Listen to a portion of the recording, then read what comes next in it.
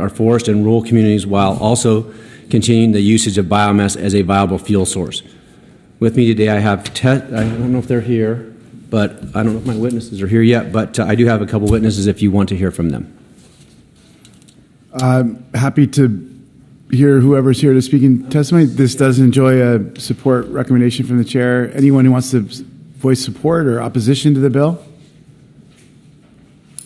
All right. Seeing none, we will entertain a motion for the bill when we have a quorum.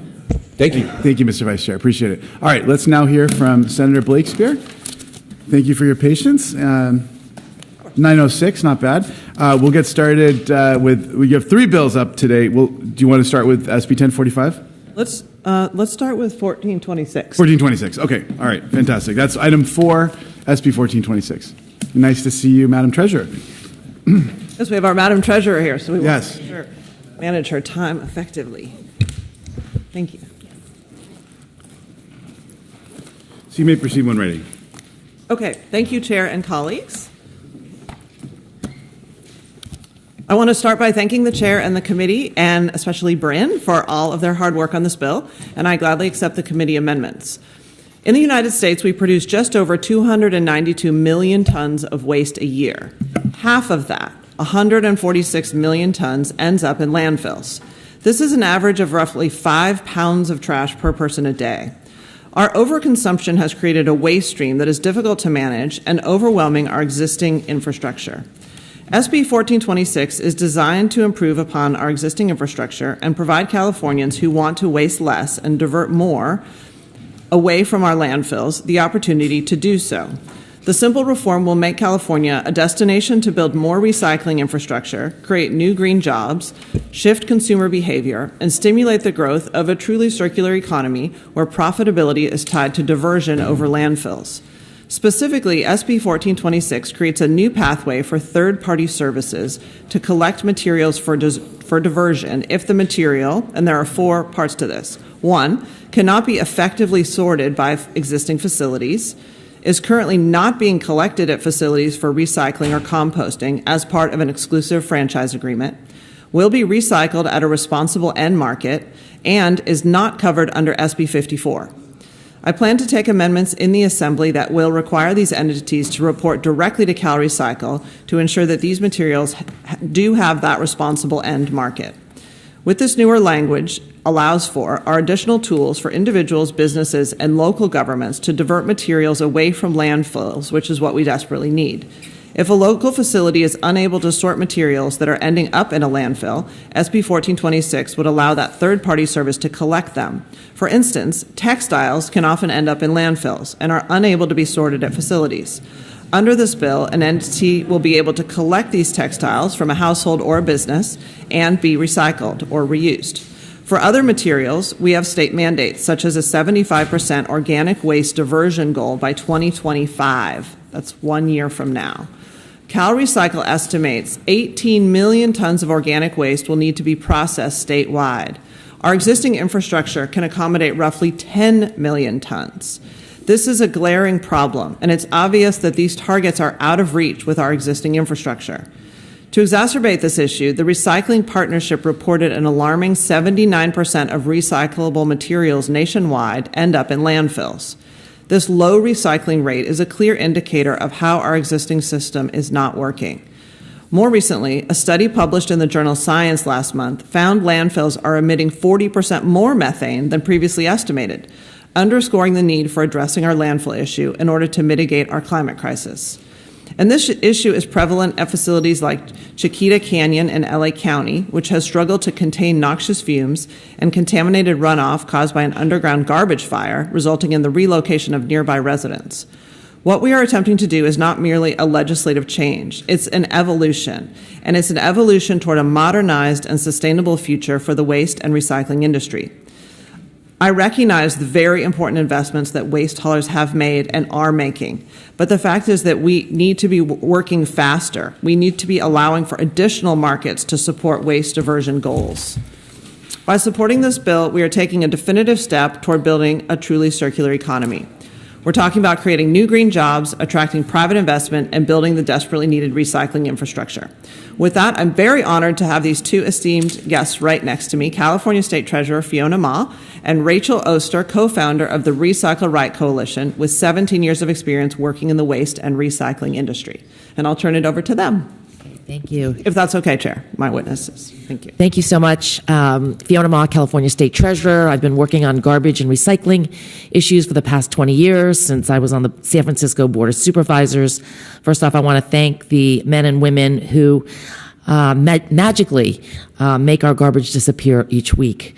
I just got back from Korea yesterday, and one of the most famous places and parks is called Sky Park. And it was a landfill for 15 years, from 1978 to 1993. It held over 92 million tons of garbage, and it is one of the highest peaks in that country. It is 446 feet tall, equivalent to about 40 to 50 stories of a building. That's how big this landfill was, and it grew in just that short 15 years. So we all know that landfills are filling up. No one wants new ones. It takes at least 10 years to expand an existing one. And these material recovery facilities, these MRFs, are doing their best to recycle, reuse, and upcycle. However, there are certain commodities and products that they cannot do effectively, right? Meats and seafood found at supermarket counters, expired or wilting products, produce like fruits and vegetables, textiles, as the Senator mentioned, and there are new companies, innovative companies that are finally coming to California to help in our recycling and garbage crisis. And so this bill is intended to clarify both legislatively as well as legally more certainty to these new companies. It will help the MRFs be able to keep out less soiled material. It will reduce toxic methane and hazardous gases. It's going to create thousands of green jobs with our Teamsters and avoid these massive landfill buildups. So I respectfully ask for your aye vote.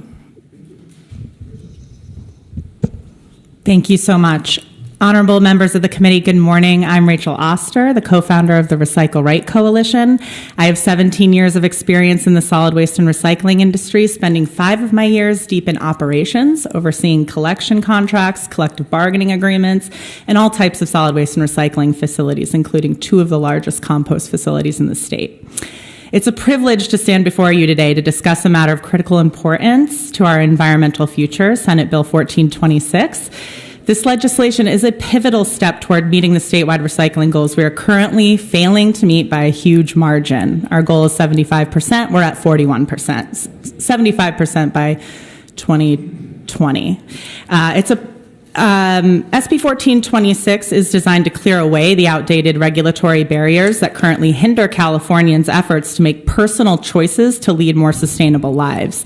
Currently, millions of California residents and businesses are prohibited from subscribing to services that reuse and recycle materials that are currently being landfilled. This bill corrects the ambiguities in our current waste management laws that unfairly prevent Californians from participating in these diversion efforts that are not only possible but necessary for the health of our environment. SB 1426 ensures that Californians who wish to reduce the amount of reusables and recyclables sent to landfill are not just allowed but encouraged to do so. By clarifying that the exclusive right to be compensated for collecting material doesn't hinder other service providers from offering a service that would result in recyclable materials that are currently being landfilled to be collected and reused or recycled. We think that's pretty simple. As Senate Environmental Quality Committee members, you are undoubtedly hearing testimony this session about how there's not enough infrastructure to meet SB 1383, the mandatory organics recycling goals. SB 1426 directly solves those challenges, giving private companies that are investing billions of dollars into California infrastructure access to material that is going unrecycled in our current system. New modern infrastructure constructed without relying on the public to pay for it through increased rates as the current system does. Exactly the type of companies California hopes to attract with their aggressive waste reduction and landfill diversion policies. By supporting 1426, you're championing a policy that enables innovation. We simply don't see under the current monopolistic structure of our waste and recycling system.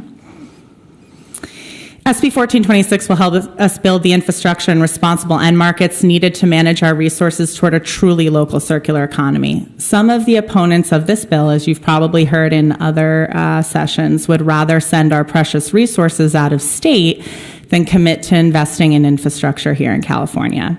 As we face urgent challenges of climate change and begin to better understand the true impact of landfilling our resources, as the Senator mentioned, 40% more methane than previously thought, measures like 1426 offer a beacon of hope. This bill is about empowering Californians to take meaningful action today for a better tomorrow. With 1426, we envision a future where innovative solutions for collecting and recycling our resources are embraced and operate harmoniously with the curbside collection system we rely on for materials that are easily recycled in a single stream. We look forward to your support as we work together to transform our waste management system into models of circularity, sustainability, and innovation. Thank you. Thank you. Okay. Thank you very much. Let's, anyone who also wants to voice their support for the bill, they can come up and identify themselves here at the microphone. Mr. Chair and members, Kathy Van Austin, representing Imperial Western Products in support. Thank you. Lee Martine with TK Public Affairs, representing Divert and Redwell in support. Thank you. All right.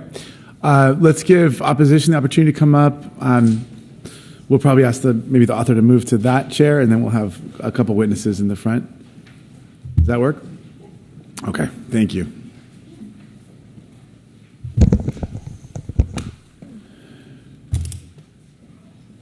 Great. Sure, your call. Okay, I'll go first.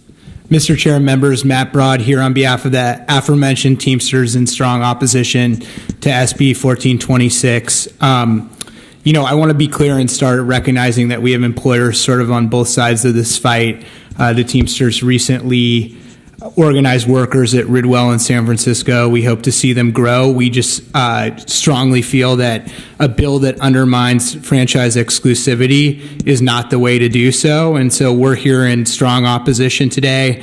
I think the analysis did a good job of at least pointing out ways that the bill would undermine sort of SB 54 and agreements we've reached. And I think we need more time to vet this through the stakeholder process. And that hasn't been the case so far. So we will be opposed today. Thank you. Matt.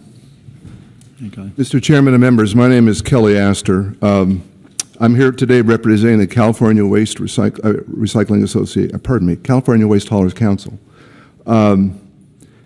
I heard other witnesses at this hearing talk about their experience, so I'll share a little bit of mine. This is my 40th year representing the waste hauling industry, both at the local franchise level, and I've been a registered lobbyist for probably 30 years of that time. I know something of the issue, and I'm grateful for this opportunity to testify on it. The first thing I'd like to do is kind of set the stage a little bit. Recycling comes in two forms. We recycle solid waste, that's material that's been discarded, and we recycle material that never enters the waste stream. So please bear that in mind. Most of the recycling that occurs today has been thrown away first. Secondly, local government has had a very traditional and profound and active role in regulating this activity for some very obvious health and safety reasons. That's particularly true with regard to organics, which, as you know, is material that rots. That's garbage as opposed to trash or inert material. There's a potential health threat of great magnitude if that material is mishandled. It has to be overseen. It has to be properly addressed. The collection of municipal solid waste is not a right given by statute. No hauler has a right anywhere right now to go into any city and declare he's going to haul if that city decides that it wishes to regulate the activity differently. This bill is a departure from the norm by creating a statutory right to suddenly enter a community and charge for this privilege when even haulers don't have that right. The right that they have is the product of a contractual relationship with the city, which they earn through negotiation and often through a competitive process. The only exception to what I just said is a state law called the 5-year law, which has no application here, but which does confer a services continuation right to certain haulers who are threatened with displacement by a city or county. As I said, this bill rewrites the law to give a statutory right to any person to haul municipal solid waste, including areas governed by an exclusive franchise. It is utterly silent as to the practical impacts on existing franchise agreement provisions or local ordinance provisions which confer exclusivity and limit who may legally haul. This bill is no mere clarification of law. It profoundly changes the rules by which solid waste enterprises and their host jurisdictions have operated for generations, and it is anything but clear. Here are some examples. We are not told who will make the determination that material is or is not being effectively sorted, or what that even means. We are not told whether the material must first be source separated by the generator, which has long been a requirement for non-franchise hauling. The new right is not limited to the organics waste stream. It is not limited to commercial waste generators. Let me just pause there. Monopolization, as some call it, the idea of an exclusive franchise, arose particularly in the residential context because of the potential threat to large-scale trucks coming in and out of the same neighborhood at different hours of the day, serving different companies. So it's from a safety standpoint as much as an operational efficiency standpoint that we've migrated toward the exclusive model. There's reason for it. SB 1426 completely bypasses not only the franchise system, but also the important protections given to solid waste collection systems and programs under SB 54, enacted just 2 years ago. These protections were the product of 3 years of negotiation, and the assurances they gave were instrumental in enabling the waste industry to move to a position of unanimous support for SB 54. Franchised haulers incur costs that are recovered in the rates that are authorized to charge by the local agency. Many of these costs result from compliance with applicable law, but many more arise from the contract itself and the obligations it imposes. The payment of a franchise fee is just one example. These and other franchise-related expenses will be avoided by this new tier of solid waste enterprises that we're calling third-party recyclers, placing franchise haulers at a distinct competitive disadvantage. What are the effects of that? The very folks that we're talking about here are the ones responsible for building the infrastructure on which this state now relies.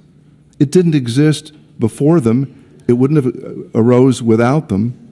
And they are as responsible as anyone for this state leading the nation currently in solid waste recycling. I'm just going to ask you to wrap up. Okay. Thank you. None of this is meant to suggest that the current system is not above improvement. However, we submit the change on the scale that this bill contemplates must be preceded by a level of exchange and thoughtful study that we have not yet an opportunity to fulfill. While the author has made herself and her staff available for meetings, more discussion is needed. The latest bill text was only supplied to us yesterday. We have time. SB 54 is yet to be implemented and won't be for another few years. SB 1383 is now only being implemented by some jurisdictions while others have yet to do so. The bill is premature, with all due respect, and we urge your no vote. Thank you. Thank you. All right. Anyone else who wants to express their opposition to the bill, you can come to the mic.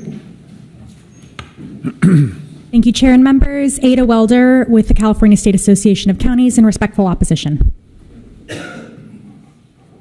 Kayla Robinson on behalf of the California Compost Coalition and CRNR Environmental Services in respectful opposition. Thank you, Mr. Chair and members. Dawn Kepke on behalf of the California Council for Environmental and Economic Balance in respectful opposition. Nick Lapis with Californians Against Waste in respectful opposition. Good morning, Stephanie Morwell on behalf of Ecology in opposition. Good morning, Veronica Pardo with the Resource Recovery Coalition, and I sit on the SP 54 Advisory Board. Respectfully, we're in opposition today. Mr. Chair, members of the committee, Mark Aprea on behalf of Republic Services in opposition, and also want to point out that this measure runs contrary to the producer pays model in SB 54. Mr. Chair and members, Steve Carlson for Athens Services, a family-owned waste and recycling company in the Los Angeles area. We're opposed.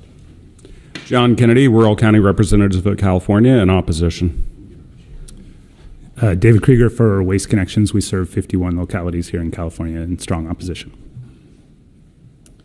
Melissa Sparks-Crans with the League of California Cities. We submitted a letter of strong concern that if the local preemption language is not amended out of the bill, we will move to a full opposition.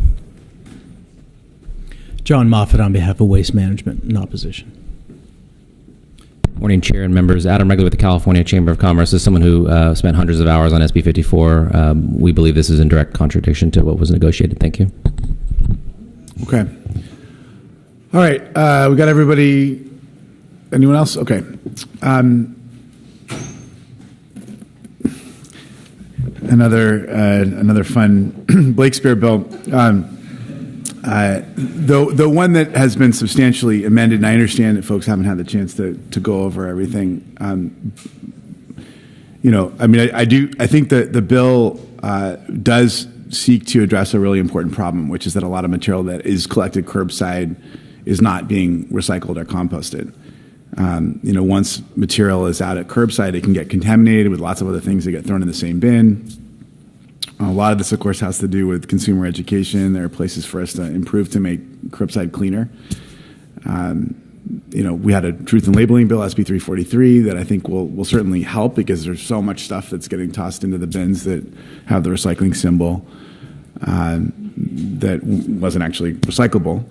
But part of why I have been open to aspects of this bill is because it's really clear to me that if unless our curbside systems really improve dramatically, a lot of material that goes into curbside is just ending up in the landfills, even if it could be recycled or composted. And I think that's what the author is trying to address here. We've got substantial committee amendments that help to clarify the author's intent to keep this recyclable and compostable material out of landfills while making sure that we're not interfering with local control. I understand that it doesn't go far enough for folks, and who knows what's going to happen in the committee today on this bill. But our amendments specify that material can be collected by third-party recyclers if that material is not currently being accepted by facilities for recycling or composting, either from curbside or from some other diversion service that's already offered by an exclusive franchise agreement. The amendments also ensure that material brought in by third-party recyclers is actually diverted from landfills and goes to a responsible end market. That was important for us. We wanted specificity there. and then most significantly on the 54 front, we covered materials under SB 54 will not be affected by the bill. And recyclers will have to work with the PRO for collecting SB 54 covered material. And that, of course, was really important to us. Now, it's my understanding that the author has agreed to take amendments moving forward that would add a reporting requirement to the bill where recyclers collecting material under the bill would report to CalRecycle on what they're collecting, where it ends up. Likewise, it's my understanding that the author plans to amend the bill to authorize CalRecycle to consider responsible end markets for materials diverted from landfills in this way. I understand. So I'm never quite, especially when there's back and forth on amendments. I'm never quite sure when sometimes the opposition is. Some of the opposition concerns were more based on the original version of the bill.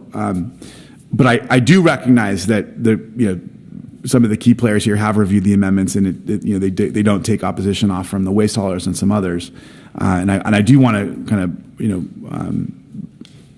really emphasize what important stakeholders the waste haulers and all the folks who've come up and spoken today play in this space. Another issue that we're going to have to work on more thoroughly, I think, is how does this ultimately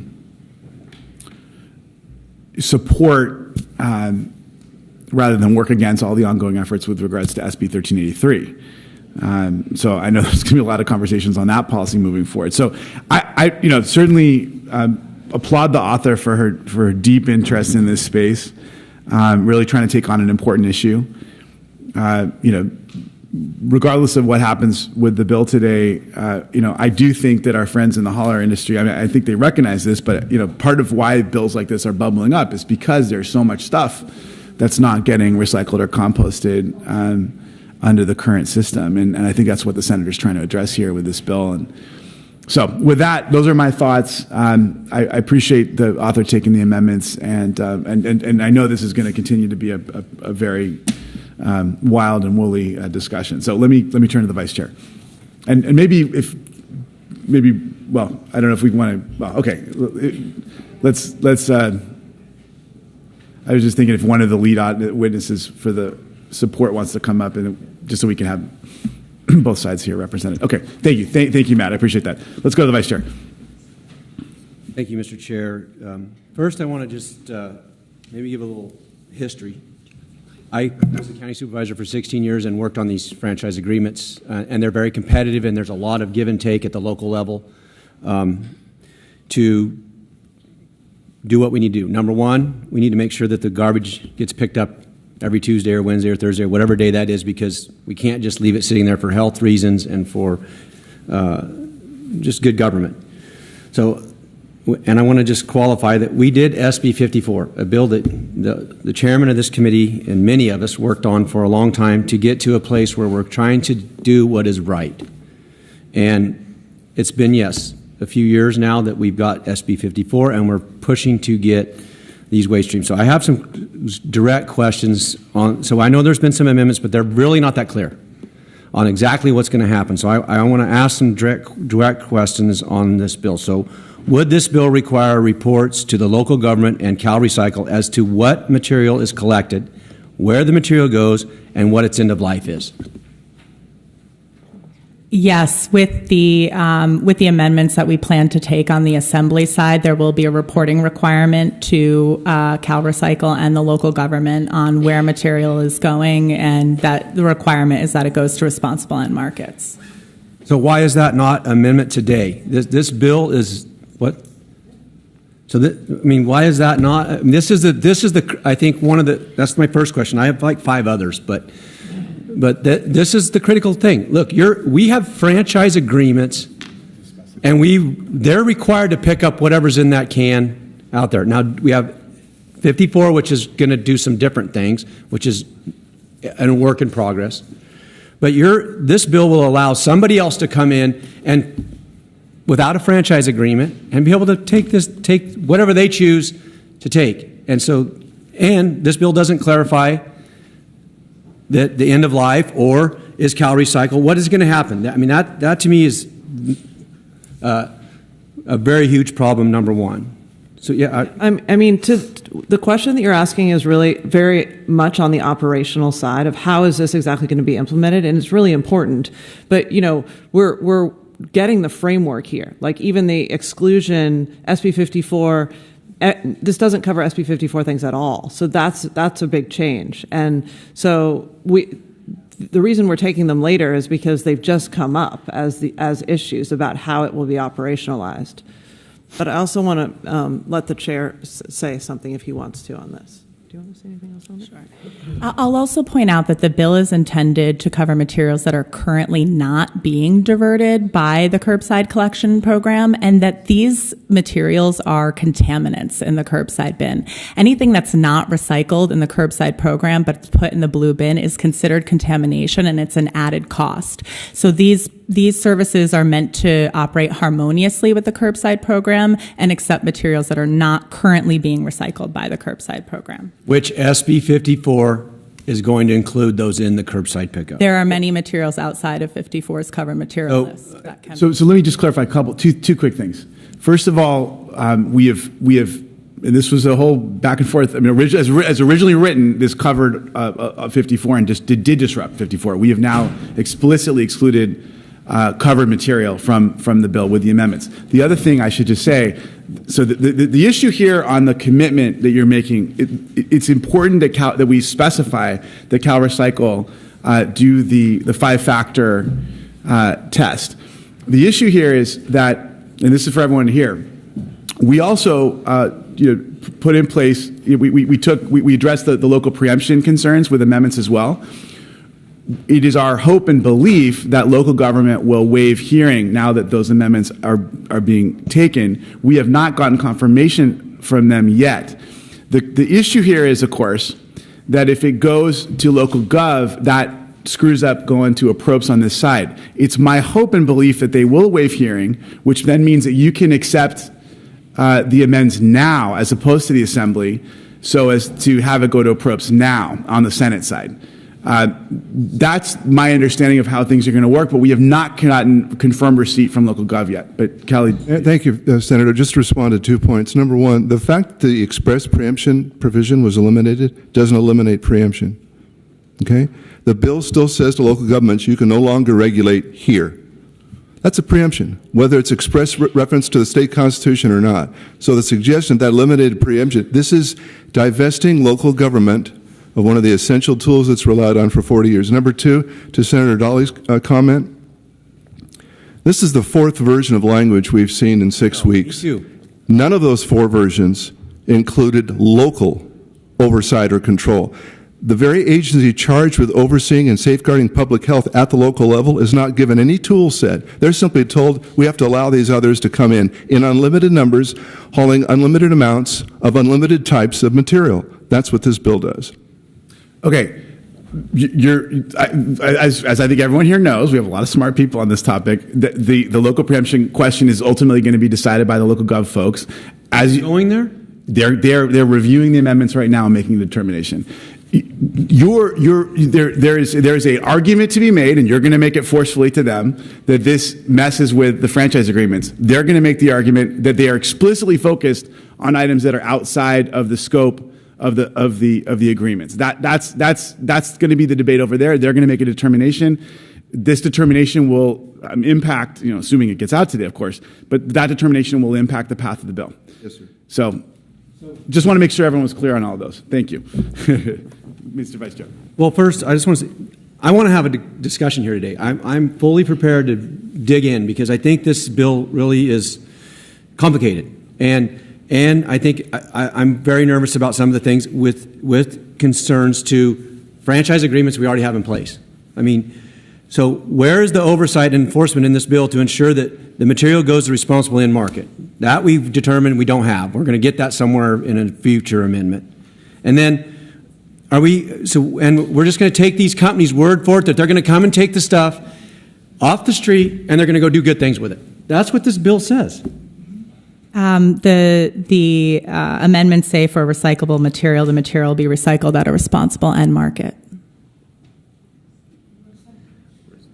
And what does that mean? Responsible. Who's going to enforce that? I asked that in my ear. Is Cal Recycle going to make sure it's done? Is the local government going to make it done? Or is the franchise agreement going to make sure it's done? Because today, in a franchise agreement, you say to the waste hauler, these are your responsibilities, and we have teeth because we have a contract. We have a contract with the local entity to say you're going to do certain things, and if you don't do that, you're in breach of your contract. There is no contract because these people are able to come in and just take this material in an area where the local government has a contract.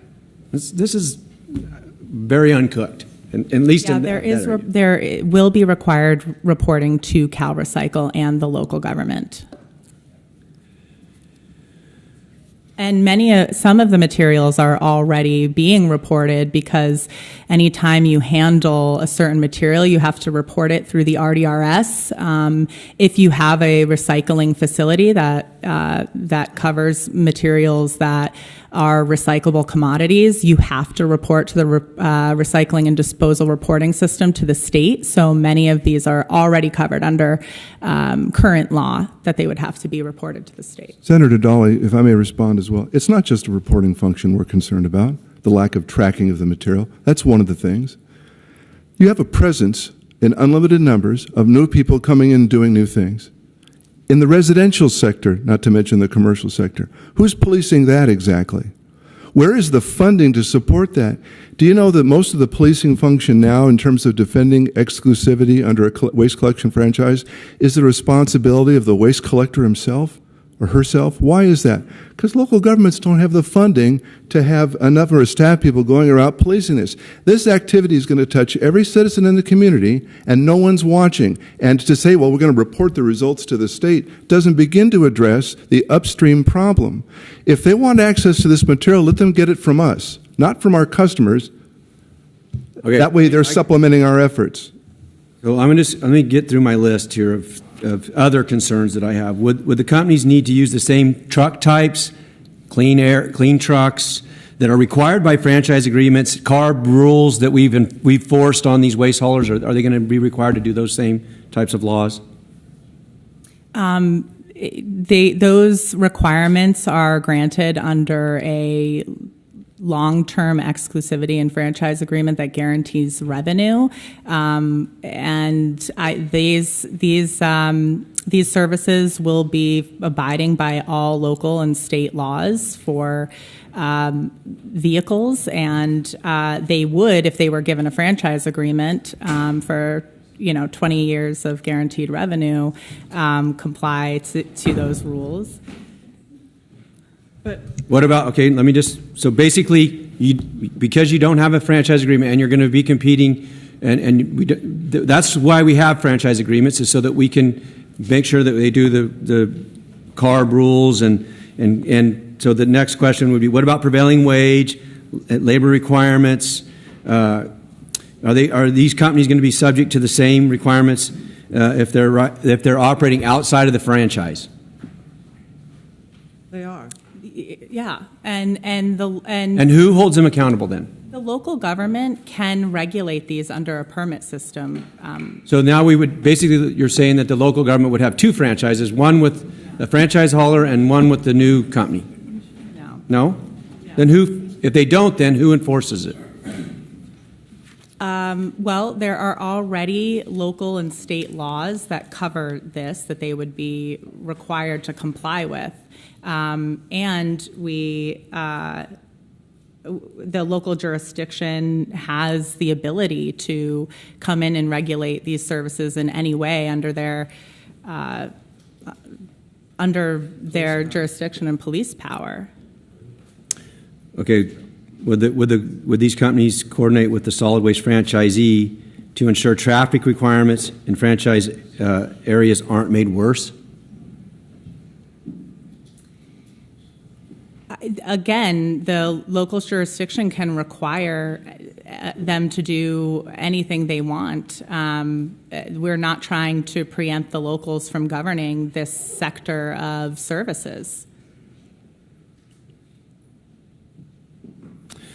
So the reason we have this bill is to give them the right to come in and basically disrupt a system that we have put in place. Mr. Chair, I mean, I'm not satisfied with those arguments to do a bill right now when we have SB 54. Is there some material out there that is maybe could we do a better job with? I think absolutely. But at the end of the day, we did 2 years of getting SB 54 in place. I want to say the reason that the local governments are not, you're saying, yes, the local government can do that. They're strapped. They don't have the people do it. If you're in a county, you're going to now try to, with this bill passed, you're going to try to figure out, we're putting the burden on the counties and local governments to get in the middle of what they already have as a franchise agreement, and then it's going to disrupt that. We have labor laws that we've had union negotiations over these contracts with local counties. We've had air board regulations to force the waste haulers to have natural gas trucks. There's so many reasons that I think this bill is definitely not cooked, and I really don't think we should get it out of this committee. This is the Environment Safety Committee, and so for those reasons, I will not be supporting the bill today. And if we are going to have amendments, let's put the damn amendments in here before we have to send it somewhere else. So I think that I'm frustrated about this bill because I think it's going to, at the end of the day, really cause chaos at the local level, and there's really there's no teeth in it. There's no teeth in it to come in and say, we do have teeth with the franchise agreements. We have it. We can go to the waste haulers and say, hey, this is what we expect you to do, and those are negotiated over time. They're competitive. There's other companies that come in, and the counties and cities pick the right choice for their localities. So for those reasons, I won't be supporting the bill today. There's just too much uncertainty and negotiations going on. And obviously you can tell by the opposition that there's plenty of problems here. Let me establish a quorum. Let's do that. Senators Allen? Here. Allen here. Daly? Here. Daly here. Gonzalez? Here. Gonzalez here. Hurtado? Menjivar? Menjivar here. Wynn? Here. Wynn here. Skinner. Okay, let's now...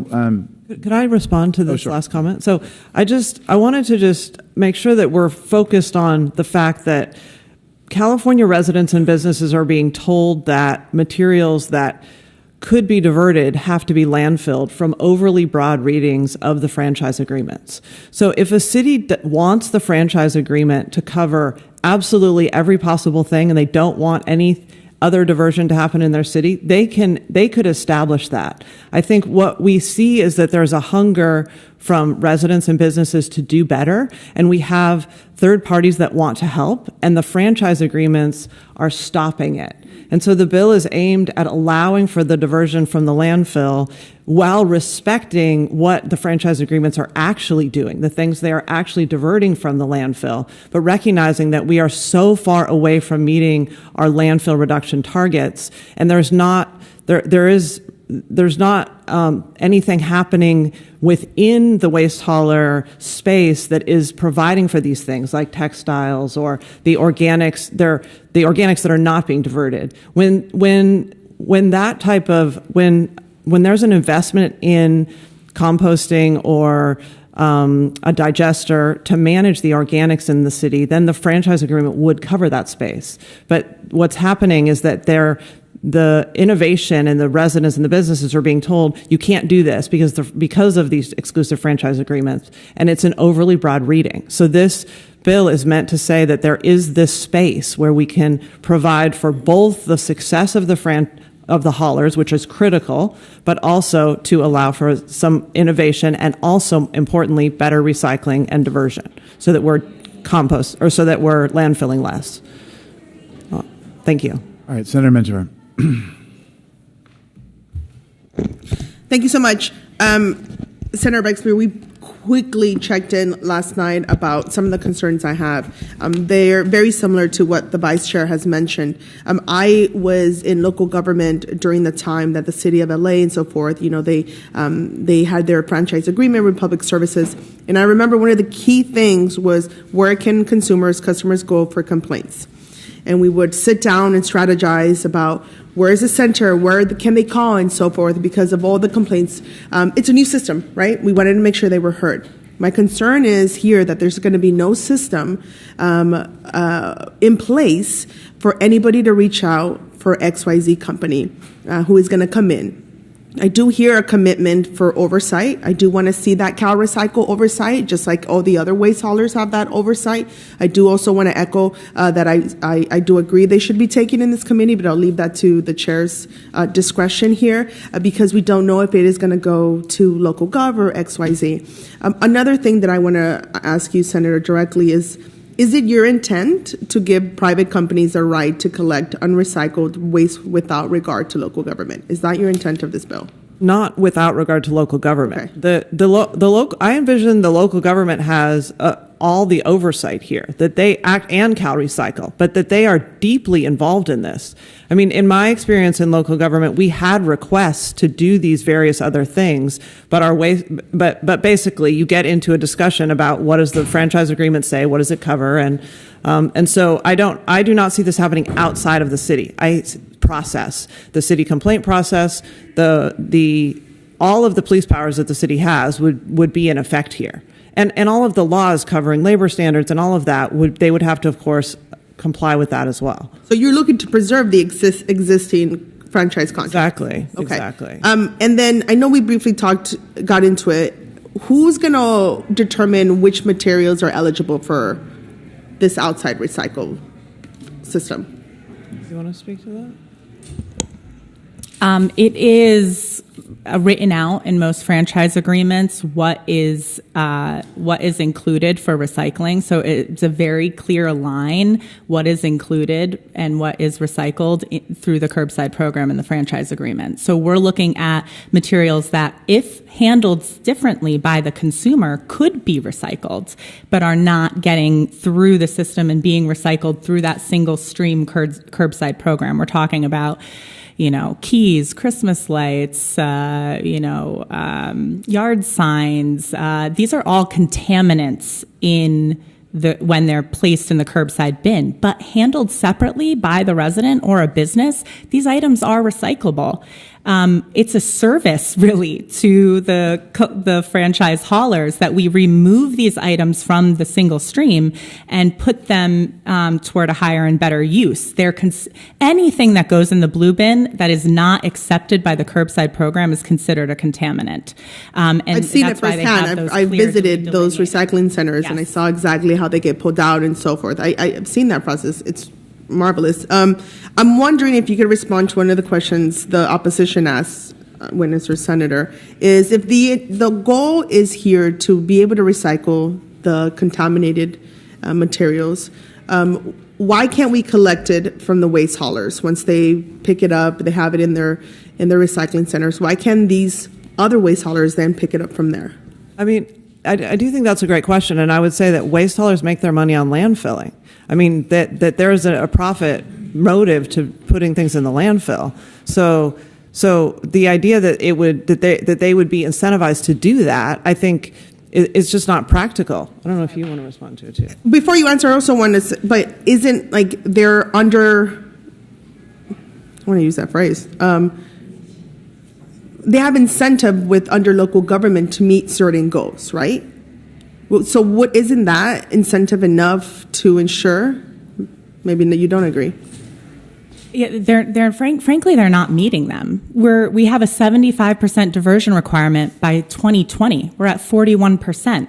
So this is important to look at these different areas. And yes, to answer the question, any of these operators with this bill, any of these franchise haulers could set up a system to collect doorstep service, to collect and provide these. In fact, in some areas of the country, these haulers are providing these services and the rates are not going up and the chaos that they're talking about is not happening.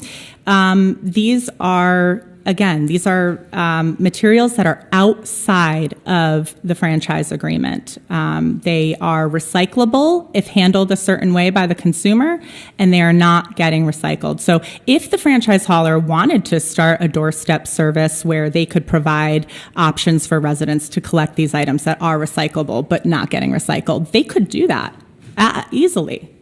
And one more thing I just want to add is that SB 1383 puts the obligation on the city. It doesn't put it on the waste hauler. So the city is required to divert organics, but cities a lot of times don't have the capacity or interest to dive deeply into that. So they look to their waste haulers. What are the solutions that you're offering?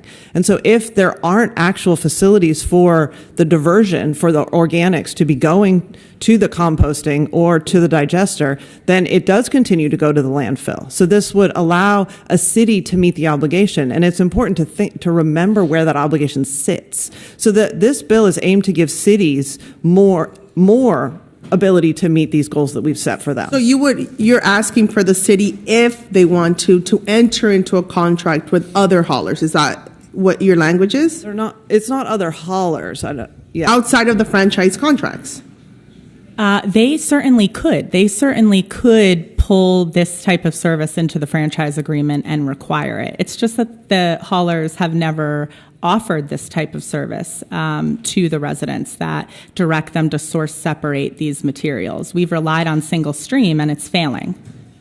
Under your bill, would waste haulers, the ones you're looking to bring in to address the uncollectible or contaminated materials, would they be required to be in a contract with the local government, or would they come in and be able to do the work without a contract or approval?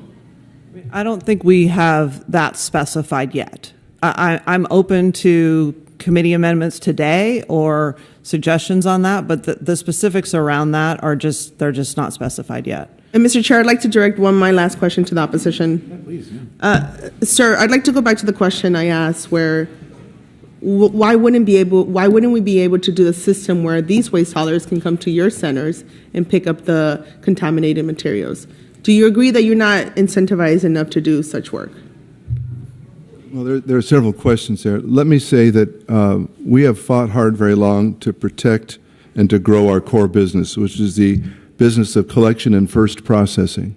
If someone has a better mousetrap, right now we secondarily process, send out to others, recycled glass, as an example. Beneficiators handle that. So there's precedent for this now. But any disruption in our relationship with the customer is of primary concern to us. And we know that we're going to be upgrading even further the MRF infrastructure that we have now when SB 54 takes shape and some of the financing that it contemplates becomes available to do further upgrades. But we've got the nation's state-of-the-art recycling system here now. I'm hearing a lot of criticism of it. It can be improved, but the idea that we should toss it aside and do this wholesale change, they can access the materials from us if we don't have a compost facility or other facility we're already supporting. Absolutely. I don't know why any hauler would not want to see further processing occur with her material, because the more diversion she achieves, the better off she is with her city. My last remark is, Senator, I had committed to you already, and a lot of the late concerns, even from my local government agencies, came really last minute. So I'm not going to go back on my word, but I do have a lot of concerns in this bill. That I will be voting no on the floor if there's no movement to ensure that we are protecting and not impose or just not going against the franchise agreements we have, and ensuring there is local control of this. So I just wanted to state that. Okay, other questions? Yeah, Senator Gonzalez. Thank you. Thank you, Mr. Chair. And I want to first thank the author. I know this is a valiant effort. We chatted a bit as well. And the reasons, of course, I don't want to belabor as to why I won't be supporting the bill today. I will be playing off, of course, go in alignment with what's been said. And I know that you will continue to work on this bill, whether it gets out or not. I know that that's something that I think many of us are committed to doing, but I do share the concern similar to Senator Jolly on the local government perspective, because being from local government, working on franchise agreements as a city council member for Long Beach, one of the largest cities in Los Angeles, it does seem to undermine that process. So it's hard to say that many of the contracts will be the same, but then, we haven't baked out the details in terms of the third party, just coming in. So lots of concerns, but this is not local government, obviously. This is environmental quality. So oversight on end use, which has been talked about, and of course the mechanics on it all, it's just very difficult for me to understand how this will all work. So with that, I'll be laying off. Would love to keep working with you on this, and I know you're committed to that. Thank you. Okay. I obviously there's a lot of challenges here with this bill, and I think they've been well aired. Do you mind if she responds? Yeah, sure. Yes. I just want to make maybe provide a few examples of how this plays out. One of the member companies supportive of this bill was trying to provide services to collect reusable and donatable items. We're not just talking about recyclable. We're talking about setting up a system where there's a convenient option for residents to donate items to local nonprofits, and that's really a local circular economy, in my opinion.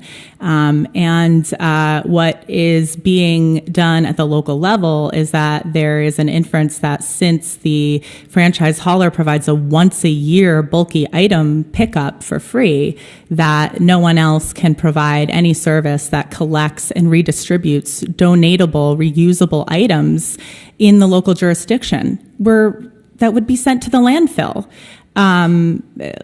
That seems crazy. And then another example would be in the city of LA, where multifamily dwelling apartment owner was being fined $800,000 a year for improperly sorting, contamination fees, distance fees, and they entered into an agreement with a third party to help them sort the materials at their multifamily dwelling to reduce the amount of contamination in the bins, and get it to a better place so that they didn't have to face $800,000 a year in fines and penalties. And they were told that that the hauler has the exclusive right to touch the material at all. So even that provider was unable to help an apartment owner reduce their fees and better sort. So this is there are existing programs. I mean, on your previous point, where vets can come pick up clothes, Boy Scouts, those all exist. It's not as though you want to charge folks to do that, and then there's some products where that might make sense, but it's not as though these pickup programs don't exist right now outside of the hauler system. That's true. However, that residents are seeking convenient options. They want to employ a more convenient option to come to their door. The years to come and the generations that are coming up behind us are not driving around in their cars with bags of clothes for donation in the back. That's just not the world that we're living in. So we believe that this convenient solution is what can get more donatables and reusables to local nonprofits that need them. Gotcha. Okay. All right. Senator Nguyen. So you mentioned you have the ability to collect all sorts of, so e-waste, so electronics, Christmas lights, are you able to collect those too? Yes, if those are source separated and handled differently by the resident, they could be collected and recycled. But thrown into a single stream recycling bin, they would be considered a contaminant and not only impact the ability to recycle that, but also the whole stream it's contaminating. Okay. Yeah, I mean, where the chair is stating is that a lot of these items can be picked up, and my boys are in baseball, schools. They always ask for items from us to donate, and then the money goes to that Boy Scout, the school or whatever gets donated. The money gets donated to the school instead, and so I think there's opportunities out there, and so I agree with most of the comments here. I think it's not cooked, and so I don't think this is not the right bill. Maybe. As it moves forward, if it does, we can all relook at it. But as of today, I won't be supporting it.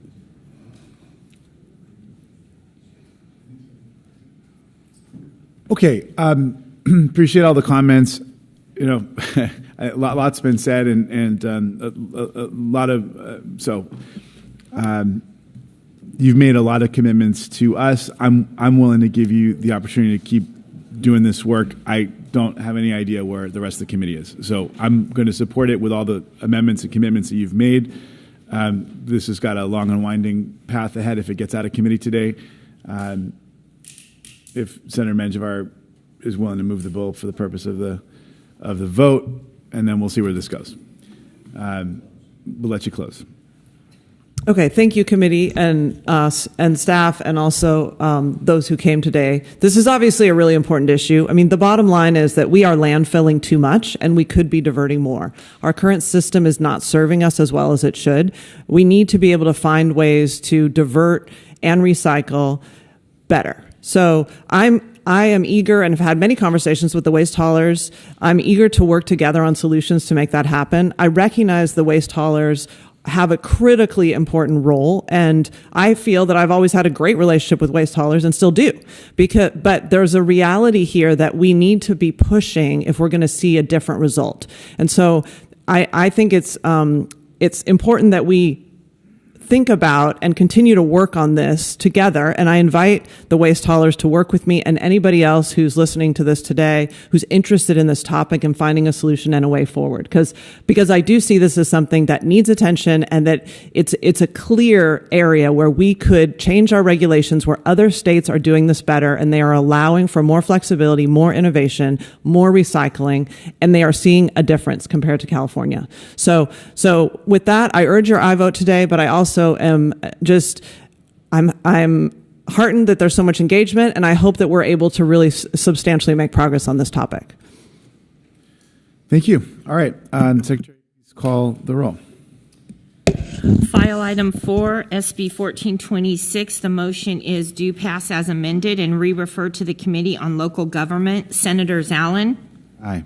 Allen, aye. Dowling? No. Dowling, no. Gonzalez? Hurtado? Menjivar?